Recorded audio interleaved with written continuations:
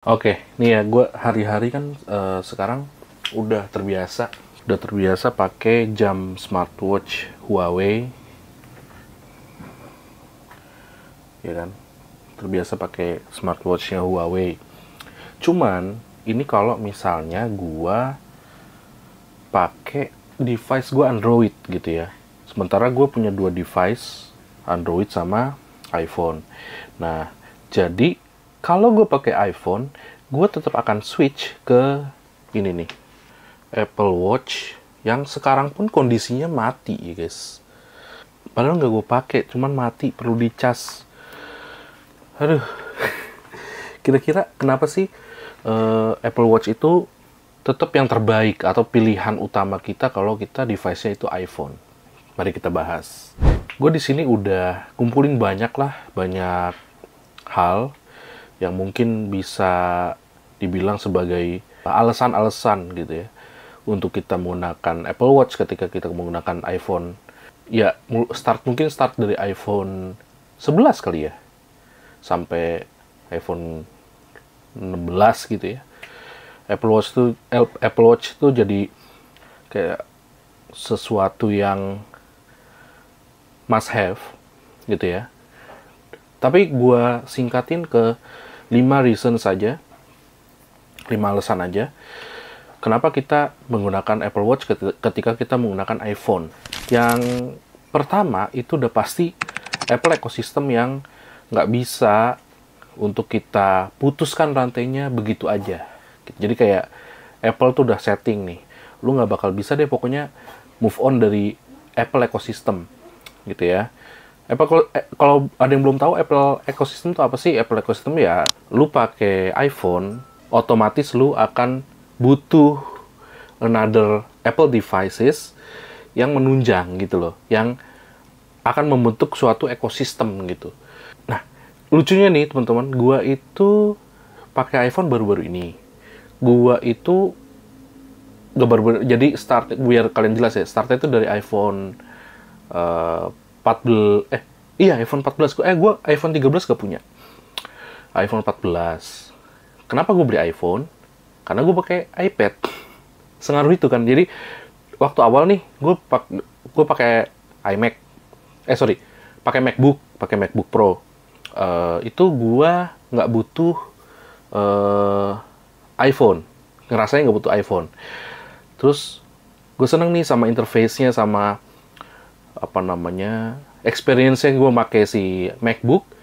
Gue pikir apa yang bisa mobile ya gitu, yang lebih simple ya. Biasa kan orang kayak gitu ya, kayak nyari-nyari gitu kan. iPad Pro ya kan. Pas gue pakai iPad Pro, mulailah itu. Gue kayaknya butuh iPhone deh. Kecuali ini juga sih, emang kamera sih, waktu itu gue lagi ngebet banget punya HP dengan kamera bagus, karena gue akan memiliki usaha yang membutuhkan untuk konten-konten kan. Jadi ya, yang stabil, yang bagus itu cuman iPhone yang resmi ya saat itu. Sekarang iPhone katanya udah nggak resmi ya. iPhone 16 katanya udah nggak resmi gitu. Ini bahaya nih. Nah, tapi dulu kan ya iPhone 14, 15 itu resmi ya. Kayak gue beli itu. Gitu. Dan ya it works. Itu bagus banget sih kalau buat konten-konten doang. Terus emang stabil ya. Emang selain itu kan di ranahnya Android itu ada Google Pixel. Cuman Google Pixel itu ya gitu, nggak resmi gitu kan. Gue takut lah, masih agak takut-takut nih. Nah, terus abis itu akhirnya, itu pun gue beli itu setelah gue beli Xiaomi dulu gitu ya, Xiaomi 12. Gue main Xiaomi tuh dari 11 loh. Mi 11 Ultra tuh, terus Xiaomi 12 Pro. Beli Xiaomi 12 Pro, itu kamera udah lumayan top, lumayan oke. Walaupun belum Leica ya. Terus akhirnya gue bikin konten segala macam, wah ternyata masih kurang nih gitu ya. Akhirnya gue nggak ke Samsung, langsung ke iPhone 14 kalau nggak salah. Nah, dari iPhone 14 itu oke, gue beli iPhone 15. Nah, dari situlah akhirnya gue juga butuh earpods, butuh apa namanya, si Apple Watch. Makanya itu namanya Apple Ecosystem. Karena mungkin merek lain bisa terkoneksikan ke Apple, tapi Apple tidak bisa atau membatasi koneksinya ke merek lain. Maksudnya apa, Bang? Maksudnya adalah device Apple kayak Apple Watch sebagai smartwatch tidak bisa dikoneksikan ke another devices lain Apple products gitu ya. Jadi cuman bisa dikonekkan ke iPhone. Nah, sementara merek lain kayak Samsung, Huawei, Xiaomi itu bisa dengan gampang kalian koneksikan ke Apple. Ya udah kalau gitu kan berarti lu nggak butuh Apple Watch. Nah, disinilah muncul alasan kedua. Kompatibilitas ya berarti ya. Kompatibilitas antara lu menggunakan Apple Watch yang terkoneksikan ke iPhone dengan lu menggunakan another products, another brand yang lu koneksikan ke iPhone, itu akan sangat berbeda. Oke, bisa connect, oke bisa pairing mode, oke bisa munculin notifikasi. Sejauh itu oke. Tetapi ketika lu mulai step up ke another thing yang ditawarkan oleh merekan itu ya, brand itu di smartwatch-nya, kalian mulai nggak bisa. Contoh, kalian mencoba unduh aplikasi yang bisa menunjang itu, gitu ya. Dan mereka itu biasanya memiliki App Store-nya tersendiri. Huawei dengan Huawei App Gallery, Xiaomi dengan Xiaomi Xiaomi Store apa-apa gitu ya, Mi Store apa-apa gitu. Terus Samsung dengan Samsung App ya. Pokoknya itulah ya, Samsung itulah gitu ya. Jadi dia punya ini masing-masing. Karena balik lagi, si jam ini itu masih menggunakan operating system yang selaras dengan smartphone dari si merek itu. Jadi ini yang terus bermasalah. Ketika lu menggunakan Android terlebih kayak Xiaomi, kalau Samsung mungkin masih agak susah ya, Xiaomi, Huawei, atau Oppo, dan lain sebagainya, itu lu bisa mendownload aplikasi, ya karena kan base-nya sama-sama Android tuh, mendownload aplikasinya si App Store-nya si Huawei, App Store-nya si Samsung, itu di device Android yang berbeda merek, masih bisa. Gitu. Tetapi kalau Apple, ya nggak bisa. Outsource yang kayak begitu tuh nggak bisa tuh. Jadi, mau nggak mau, lu harus hampa tuh. Lu nggak bisa download aplikasinya, lu nggak bisa tambahin macem-macem. Palingan ya standar aja ya, kayak watch faces, terus kayak health apps atau health health monitoringnya gitu ya. Terus kayak workouts monitoring yang memang sudah tersedia di defaultnya. Tapi kalau lu add-on something yang membutuhkan untuk diunduh, diinstal, itu akan susah. Gitu. Nyaris tidak ada bagaimana caranya nih agar bisa gitu, nyaris gak ada. Kayak pokoknya gimana pun caranya agar bisa tuh nyaris gak ada untuk si iPhone. Gitu. Jadi ya, kalau lu mau menggunakan aplikasi yang bisa works di iPhone dan juga di smartwatch lu itu harus Apple Watch. Nah, terus alasan ketiga adalah, kan tadi gue bilang 5 ya.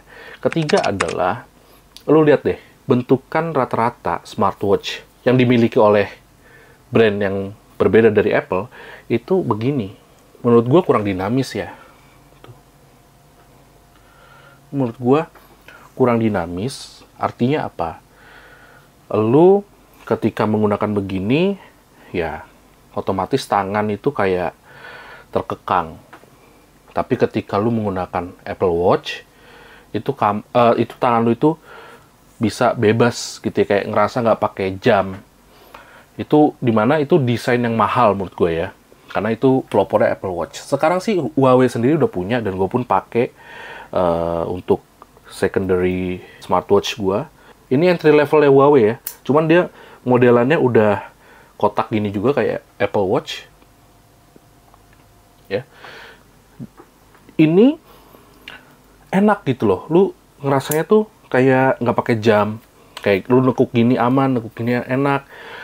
Pokoknya bebas, tangan lu tuh bebas. Kayak lu bisa melakukan aktivitas lu tanpa gangguan atau tanpa mikirin tangan lu itu pakai jam. Terus kalau kepentok-pentok itu dia jauh lebih aman karena dia itu didominasi oleh layar kan. Kalau misalnya si jam Huawei yang ini nih, itu kan bulky ya. Si bezel maupun case itu kan bulky. Nah, akhirnya kalau lu kebeset-beset ya sayang juga gitu ya. Walaupun nih so far kuat nih, dia titanium gitu, tapi ya tetap berasa bulky gitu ya. Tetapi kan positifnya, positif side-nya adalah ya ketika gue bikin konten begini, ketika gue menghadiri acara itu, gue udah berasa pakai jam yang formal, jam yang oke lah gitu ya untuk acara-acara, dan cocok dengan tangan gue karena tangan gue juga oversize ya. Kayak mesin tangan gue oversize. Jadi kayak gitu. Nah, tapi untuk daily activity pasti lebih cocok atau lebih enak pakai si Apple Watch. Itu dari segi desain. Dan ya, like it or not, desain yang original seperti itu pionirnya adalah Apple Watch. Yang lain hanya mengikuti. Xiaomi, Huawei yang tadi, terus beberapa brand yang lain, banyak banget gudangan brand yang memang ngikutin si Apple Watch. Bahkan gak cuma Apple Watch yang seri ini, Apple Watch yang seri Ultra pun diikutin juga gitu kan. Kayak gitu. Nah, terus yang keempat adalah user experience ya. Apple Watch itu menyuguhkan banyak sekali kesimpelan, kepintaran, dan juga kepraktisan. Sangat praktikal. Contoh, ketika kita mau workout, kita lupa nih untuk mengaktifkan workout mode. Entah itu walking, cycling, running, swimming. Dia bisa mendetek, are you cycling atau are you walking? Dia akan nanya, terus kita bisa konfirmasi yes or no. Sesimpel itu. Kayak gue naik motor, kecepatannya rata-rata 30-20 km per hour, itu otomatis dia ada notifikasi tuh. Are you cycling? Kayak gitu. Karena kan kecepatan bersepeda itu 20-30. Jadi, lu nggak bakal miss kesempatan untuk merecord lu punya workout.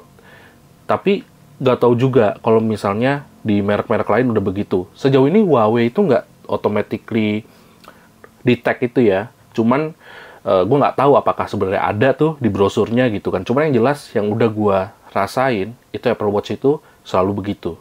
Dia tuh nggak ribet gitu loh guys. Settingnya ya mau nyeting apa gitu nggak ribet. Mau ngaktifin apa itu nggak ribet.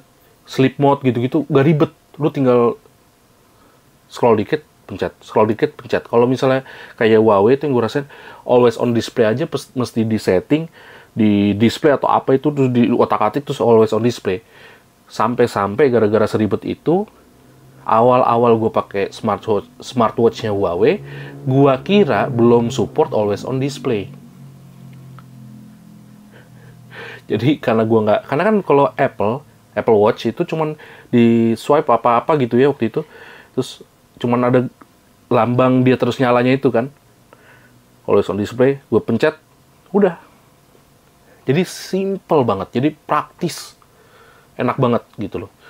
Nah, terus yang terakhir adalah yang sangat krusial, itu otomatis adalah apa? Konektivitasnya yang lancar banget gitu. Huawei, lu harus menambahkan apa ya bahasanya ya? Huawei itu lu harus mendownload aplikasi yang tadi gue bilang, Huawei Health-nya itu Health app-nya Huawei. Terus kalau aplikasinya itu lagi ada bug, lagi butuh diupdate, itu lu bisa repot. Lu bisa restart lagi nih untuk pairing mode-nya. Ini beneran nih serius. Jadi lu udah seneng nih sama watch face lu, udah seneng sama tampilannya, udah seneng sama settingannya, udah seneng sama aplikasinya. Ketika lu tiba-tiba dapat crash dari aplikasinya dan aplikasi itu nggak working properly, lu mau shutdown atau mau ini force close si aplikasi juga begitu-begitu lagi ya, nggak bisa dipencet, nggak bisa itu lu uninstall, unduh lagi. restart lagi untuk si pairing mode-nya. Itu. Jadi, kalau Apple Watch mau ada updatean, kita miss updatean sebanyak apapun, itu dia akan tetap terus terkonektivitas dengan baik ke iPhone. Bahkan nih lah, abis dicas begini nih, abis mati nih, kondisi mati gue pakai ya. Gue jalan nih dari kamar ini, gue pergi, ini nanti nggak lama, notifikasi yang dari iPhone gue itu langsung masuk ke Apple Watch. Tidak begitu dengan Huawei. Kenapa Huawei? Karena Huawei yang gue pakai juga gitu. Gue pakai Huawei, itu gue masukin ke handphone gue masukin ke kantong aja, gue jalan gitu ya. Sebelumnya matikah atau apa, smartwatch gue itu tidak langsung terkoneksi ke handphone. Kita harus buka aplikasi Health App si Huawei-nya lagi. Kita klik konekkan ke si smartwatch-nya dulu gitu ya. Karena mungkin karena memang itu bukan aplikasi bawaan. Karena kalau lu notice kan, kalau lu setiap beli iPhone baru pun, kayak aplikasi Watch ya, itu udah langsung terinstall di iPhone kalian gitu. Nah, tapi sebenarnya Apple Watch itu memiliki segudang kelemahan loh guys. Jadi nggak cuman kelebihan, tapi juga ada kelemahannya. Kalau kalian penasaran nih, kali aja kalian ada yang belum pernah menggunakan Apple Watch dan ingin membeli Apple Watch dan penasaran banget sama, kan udah tahu nih kelebihannya ya, yang gue jelasin tadi, penasaran dengan kelemahannya ya, itu boleh banget komen di bawah. Nanti gue akan bikin video terusannya mengenai kelemahan daripada Apple Watch.